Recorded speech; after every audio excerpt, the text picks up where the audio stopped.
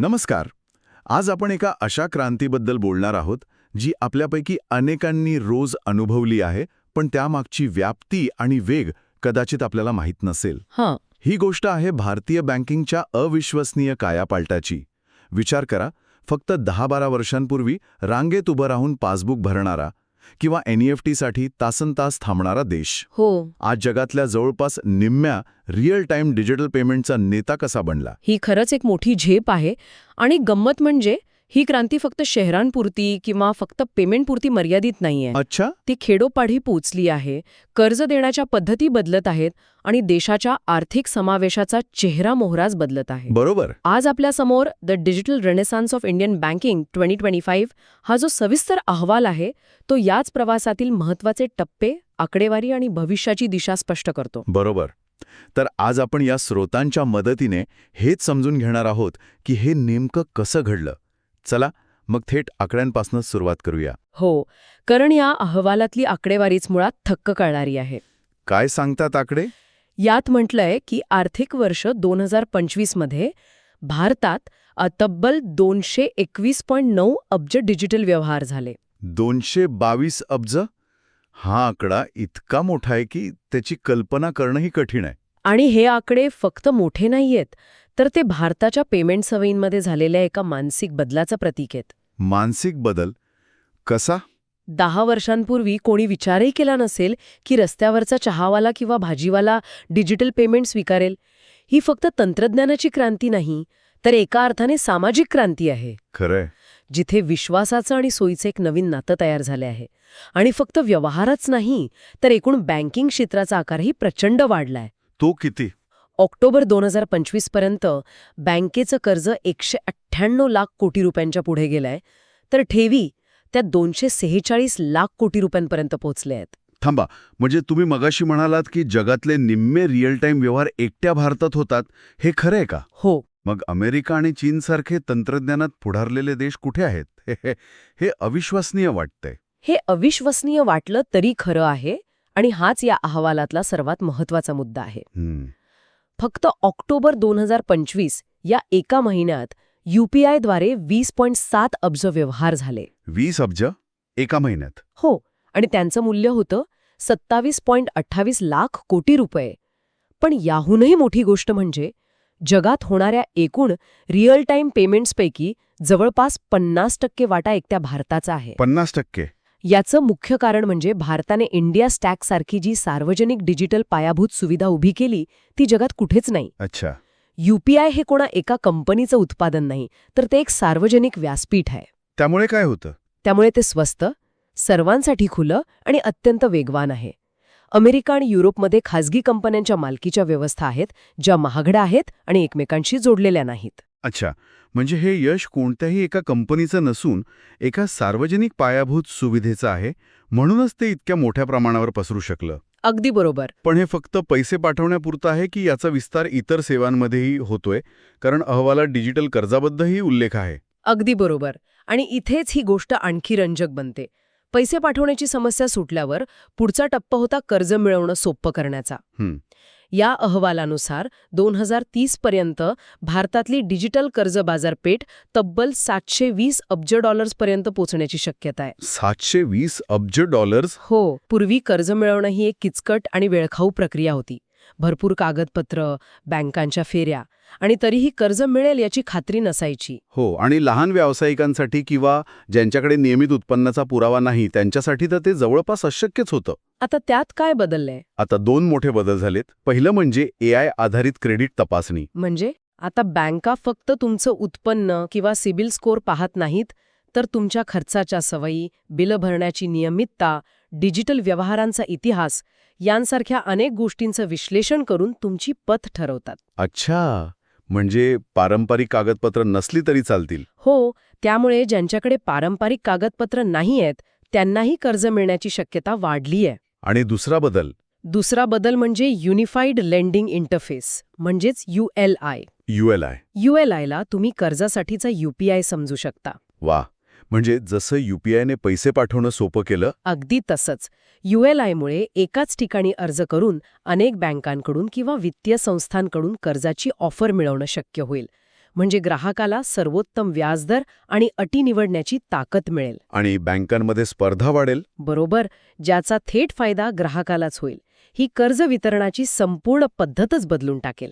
वा, म्हणजे आता कर्ज मिळवण्यासाठी बँका तुमच्या मागे लागतील, तुम्हाला बँकांच्या मागे लागायची गरज नाही. पण या सगळ्या डिजिटल क्रांतीचा परिणाम समाजाच्या तळागाळातल्या घटकांपर्यंत पोहोचतोय का?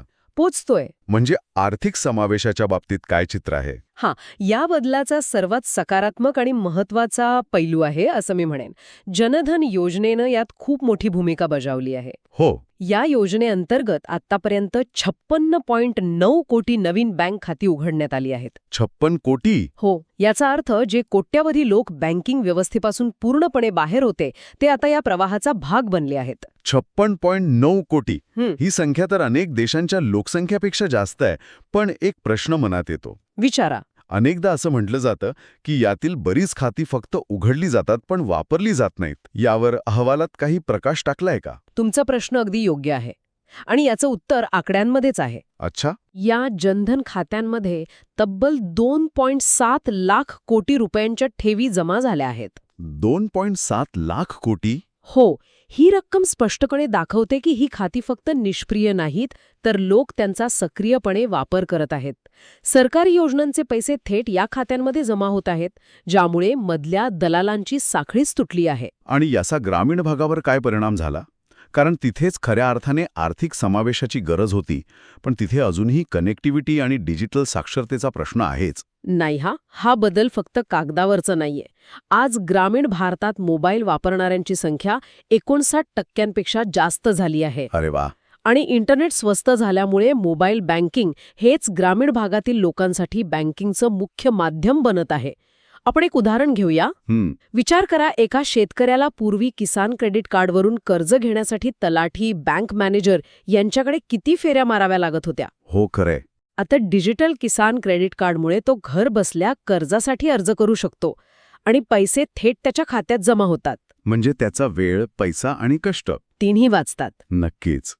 त्याचबरोबर इंडिया पोस्ट पेमेंट बँकेच्या विस्तारामुळे पोस्टमन आता चालता फिरता एटीएम बनलाय. म्हणजे तो दुर्गम भागातील लोकांच्या घरी जाऊन पैसे काढण्याची आणि जमा करण्याची सोय उपलब्ध करून देतो. अच्छा. याचा सर्वात मोठा सामाजिक परिणाम म्हणजे ग्रामीण भागातील लोकांचं सावकार किंवा इतर अनौपचारिक कर्जदारांवरील अवलंबित्व खूप कमी होत आहे, जे अनेक पिढ्यांपासून त्यांच्या शोषणाचं कारण होतं. बरोबर.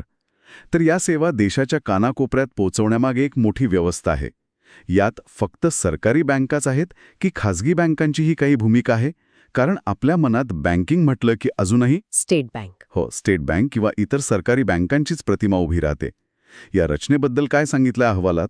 भारतातली बँकिंगची रचना खूप वैविध्यपूर्ण आहे. सध्या देशात 13 सार्वजनिक क्षेत्रातील बँका आहेत, ज्यांना आपण PSBs म्हणतो, 21 खासगी बँका आणि 44 परदेशी बँका कार्यरत आहेत. मालमत्तेच्या बाबतीत बोलायचं झालं तर एकूण मालमत्तेपैकी जवळपास 56% वाटा अजूनही सार्वजनिक क्षेत्रातील बँकांचाच आहे. त्यांचा विस्तार आणि विश्वासार्हता ही त्यांची सर्वात मोठी ताकद आहे. म्हणजे सरकारी बँका अजूनही सर्वात मोठ्या आहेत, पण मग खासगी बँकांची भूमिका काय आहे? त्यांची वाढ कशी होतीये? इथेच एक मोठा बदल दिसतोय. सार्वजनिक क्षेत्रातील बँकांचा वाटा मोठा असला तरी बदलाचा वेग आणि नाविन्य हे खासगी बँकांकडून येत आहे. अच्छा, म्हणजे तंत्रज्ञानाच्या बाबतीत? हो. नवीन तंत्रज्ञान स्वीकारण्यात, ग्राहकांना उत्तम डिजिटल अनुभव देण्यात आणि नवनवीन उत्पादनं आणण्यात त्या आघाडीवर आहेत. त्यामुळे त्यांची बाजारपेठेतील हिस्सेदारी सातत्याने आणि वेगाने वाढत आहे. म्हणजे एक प्रकारची निरोगी स्पर्धा निर्माण झाली आहे. अगदी बरोबर. सरकारी बँका विश्वास टिकवून आहेत आणि खासगी बँका त्यांना अधिक कार्यक्षम बनण्यास भाग पाडत आहेत.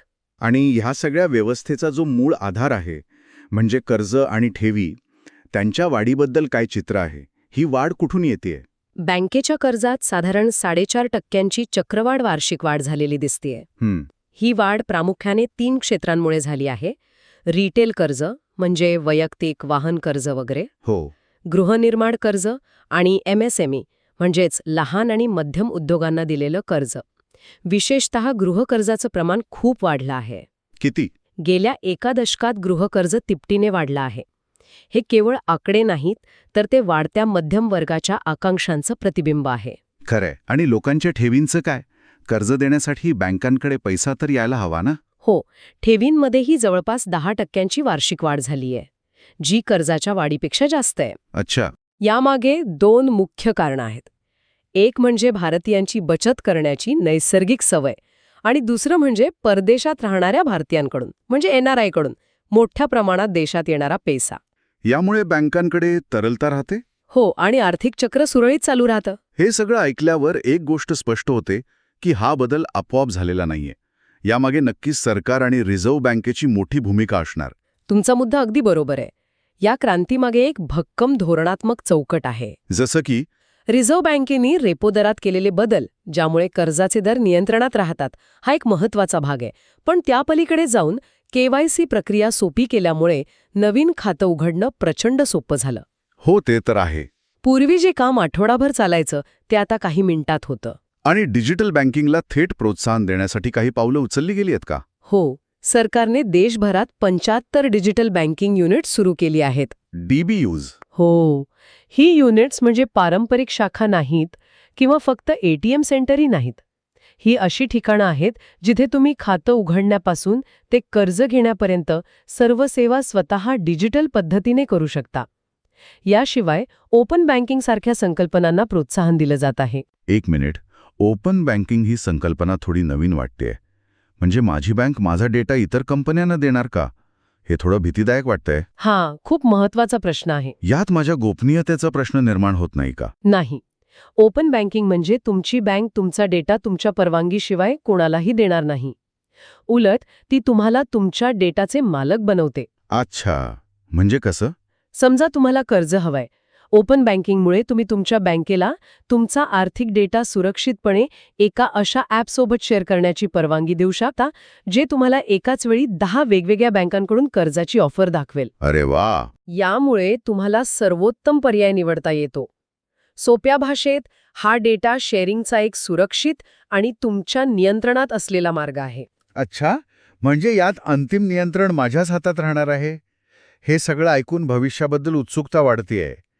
येत्या काळात या क्षेत्रात कोणते नवीन ट्रेंड्स दिसण्याची शक्यता आहे? बँकिंगच्या भविष्याची दिशा या अहवालात स्पष्ट दिसते.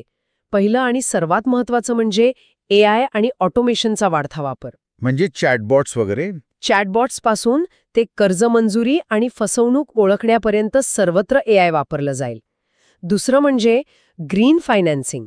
Green financing? हो, जगभरात हवामान बदलाविषयी जागरूकता वाढत असल्यामुळे पर्यावरणपूरक प्रकल्पांना, जसे की सौर ऊर्जा, इलेक्ट्रिक वाहनं, यांना कर्ज देण्यावर बँका विशेष भर देतील. आणि जागतिक स्तरावर काही घडामोडी अपेक्षित आहेत का?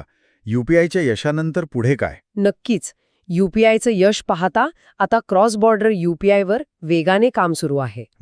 म्हणजे भविष्यात तुम्ही सिंगापूर किंवा दुबईमध्ये भारतीय UPI ॲप वापरून तिथल्या दुकानात पेमेंट करू शकाल. काय सांगताय? हो, यामुळे भारतीय बँकांना परदेशात विस्तार करण्याची मोठी संधी आहे.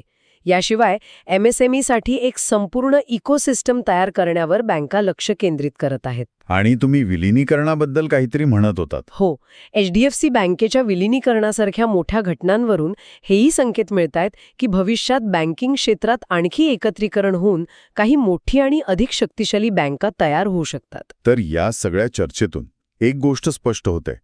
भारताचं बँकिंग क्षेत्र आता केवळ व्यवहार करण्याचं माध्यम राहिलेलं नाहीये. नाही. तर ते एक डिजिटल फर्स्ट, सर्वसमावेशक आणि जागतिक स्तरावर आघाडीवर असलेल्या इकोसिस्टममध्ये रूपांतरित होण्याच्या दिशेने वेगाने वाटचाल करत आहे. आणि या अहवालातील सर्वात महत्त्वाचा आणि आशादायक निष्कर्ष म्हणजे याच वेगाने वाढ होत राहिली तर 2050 पर्यंत भारताची बँकिंग बाजारपेठ अमेरिका आणि चीननंतर जगातील तिसरी सर्वात मोठी बाजारपेठ बनण्याची शक्यता आहे. तिसरी सर्वात मोठी? हो. हा केवळ एक आर्थिक टप्पा नसेल तर ते भारताच्या जागतिक सामर्थ्याचं प्रतीक असेल. खरंच, हा एक खूप मोठा आणि रोमांचक बदल आहे. आजच्या चर्चेतून हे स्पष्ट झालं की तंत्रज्ञान, विशेषतः AI आणि डेटा शेअरिंग हे बँकिंग क्षेत्राचा अविभाज्य भाग बनत आहेत. हो. ते आपलं आयुष्य सोपं करत आहेत, आपल्याला अधिक पर्याय देत आहेत. आणि याच मुद्द्यावर एक महत्त्वाचा प्रश्न निर्माण होतो, ज्यावर विचार करायला हवा. कोणता? जसजसे AI आणि ओपन बँकिंग आपल्या आर्थिक जीवनात अधिकाधिक खोलवर रुजतील, तसतसे आपल्या वैयक्तिक आर्थिक गोपनीयतेचे म्हणजे फायनान्शियल प्रायव्हसीचे स्वरूप कसे बदलेल. महत्वाचा मुद्दा आहे. आज आपण सोयीसाठी ॲप्सना आपला लोकेशन डेटा देतो, आपल्या आरोग्याची माहिती शेअर करतो. उद्या बँकिंगमधील अधिक सोयी आणि व्यक्तिकृत ऑफर्ससाठी आपण आपला आर्थिक डेटा किती प्रमाणात शेअर करायला तयार असू. सोय आणि गोपनीयता यांच्यातला समतोल. हो, तो समतोल कसा साधला जाईल आणि तो साधण्याची जबाबदारी कोणाची असेल, तुमची, बँकेची की सरकारची? हा येत्या काळातील सर्वात मोठा प्रश्न असेल. व्हिडिओ आवडला असेल तर लाईक करा आणि अशाच युजफुल व्हिडिओसाठी चॅनलला सबस्क्राईब करायला विसरू नका.